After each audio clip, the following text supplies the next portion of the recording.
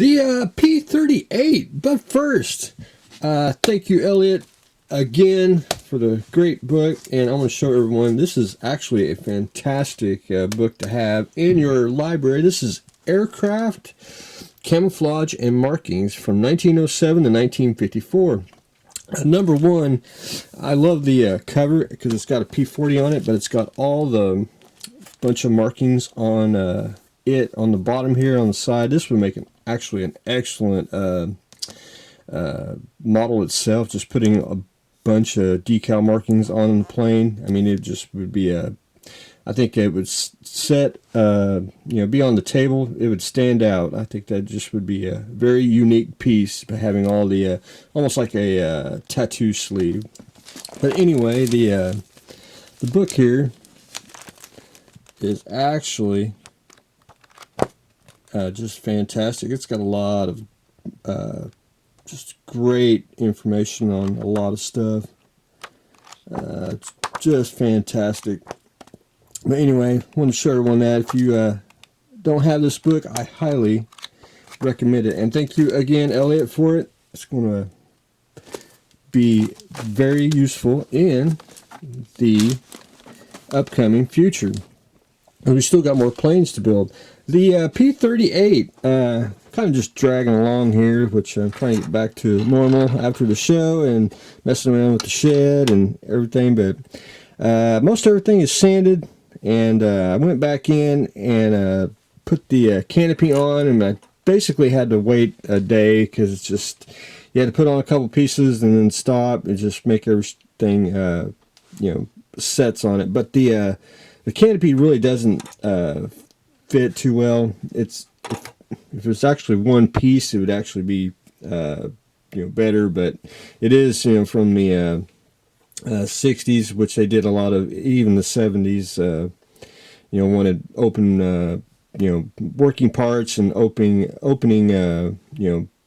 parts on the model. But anyway, got it in. It's actually, it really doesn't fit. So basically had to go back in with some Tulip and fill in the gap here in the front and the two windows here that they actually supposed to fall down.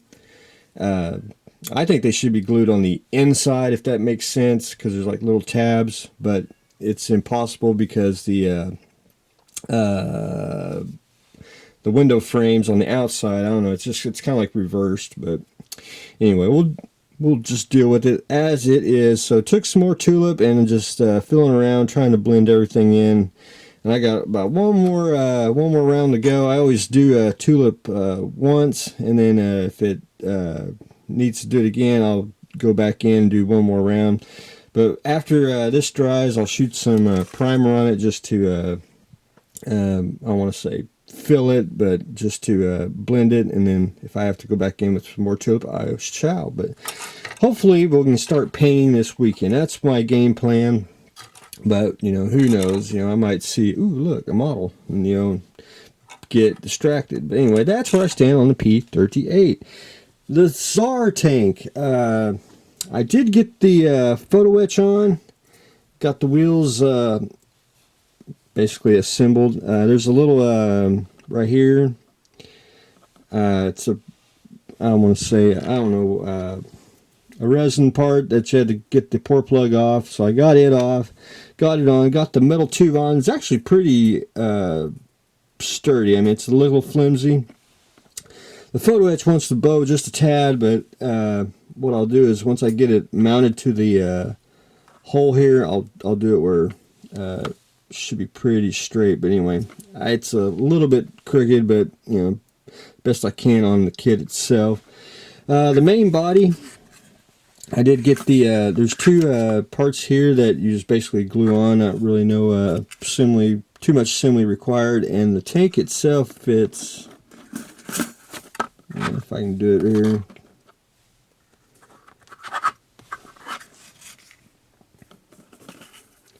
Fits about like that.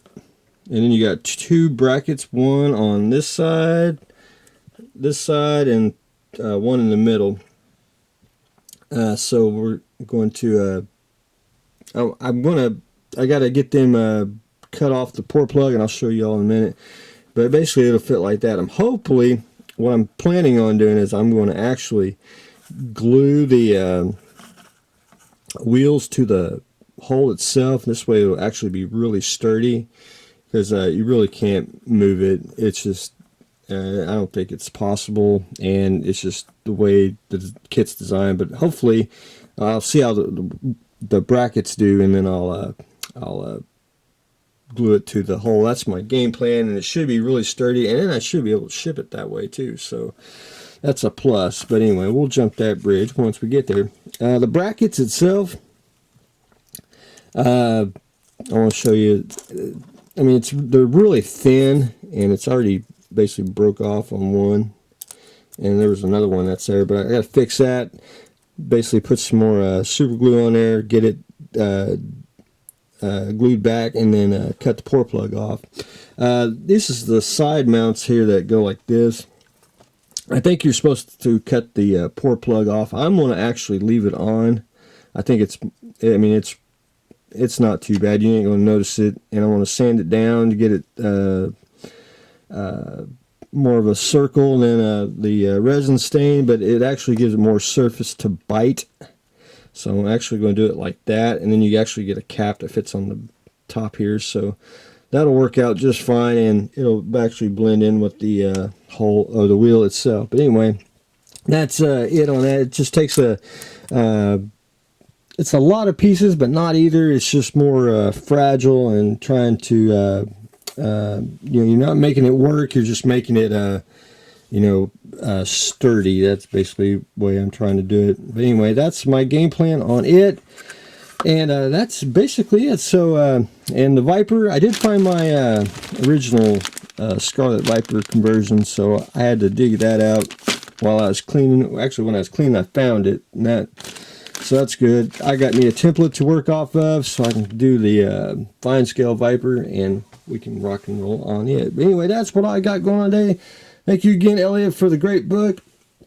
Scarlet's going to be, I always say it's going to be starting, hopefully I can get in a normal progress here and start on it. Tsar tank's taking shape, and we are doing some tulip duty on the P38. So stay tuned for the next exciting episode.